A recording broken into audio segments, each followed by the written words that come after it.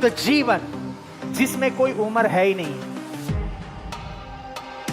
इसका कोई शुरुआत भी नहीं, इसका कोई अंत भी नहीं है। इटर्नल लाइफ का मतलब वही है, ageless, without a beginning and without an end, it is timeless। इसलिए बाइबल कहता है वही अल्फा है और वही ओमेगा है, वही आदि है और वही अंत है। कारण क्या है? क्योंकि इटर्नल लाइफ, अनंत जीवन परमेश्वर का गुण है। अनंत जीवन परमेश्वर का वो स्वभाव है। एक व्यक्ति अगर अपने आप को परमेश्वर कहता है तो उसके अंदर होने वाला एक गुण जो कभी बदल नहीं सकता, यह है कि उसके लिए समय ऐसे ही है। परमेश्वर बुढ़ा नहीं होता है, परमेश्वर का बाल पकता नहीं है, परमेश्वर बुजुर्ग नहीं होता है, परमेश्वर की आवाज थमता नहीं है। इसके लिए समय उसने तैयार किया है। समय के अंदर वो नहीं है, जगह के अंदर वो नहीं है, क्योंकि वो अनंत जीवन उसका स्वभाव है। इसलिए हम यीशु को, इसलिए हम परमेश्वर को एक चित्र के अंदर सीमित नहीं कर सकते, एक बिल्डिंग के अंदर सीमित नहीं कर सकते, एक जगह के अंदर सीमित नहीं कर सकते हैं, एक मूर्ति के अंदर सीमित नहीं कर सकते हैं, क्योंकि परमेश्वर का गुण ही ये है क्या कि वो युगानुयुग का है, उसका समय से कोई नाता नहीं है। Hallelujah, amen, amen. Eternal life का मतलब और क्या है? It means incorruptible, indestructible, imperishable. उसका मतलब वो जो अनंत जीवन पाता है वो कभी नाश नहीं हो सकता है, उसको कभी हानि नहीं पहुंच सकता है, वो कभी भी बर्बाद किए नहीं।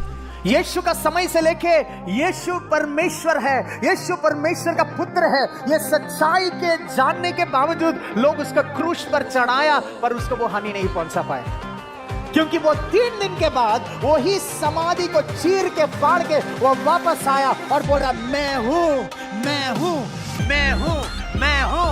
I am, I am, I am, I am। Hallelujah.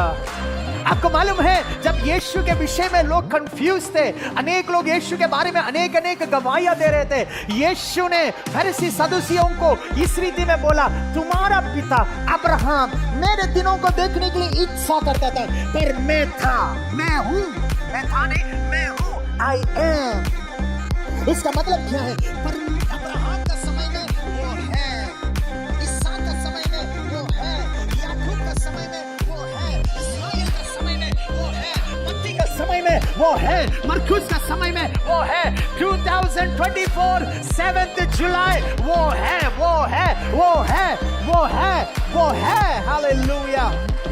उसके लिए समय कोई बड़ा विषय नहीं है, लोग उसको डिस्ट्रॉय नहीं कर सकते।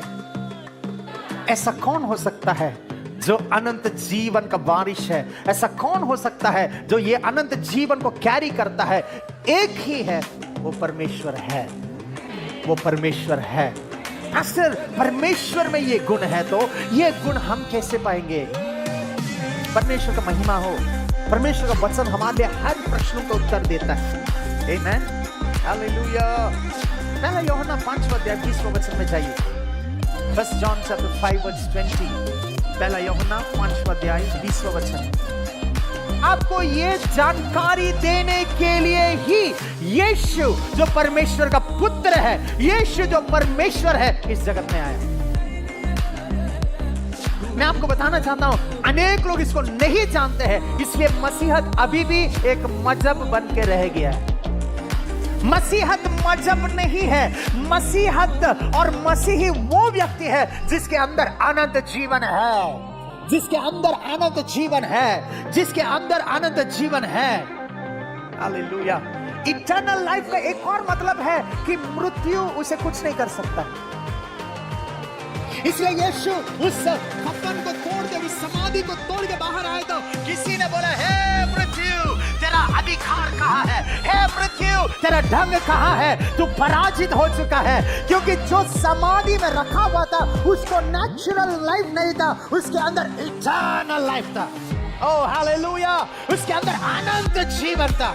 एक खुशखबरी में बोलना चाहता हूं, ये अनंत जीवन तेरे अंदर है, ये अनंत जीवन मेरे अंदर है। We have eternal life of God in us।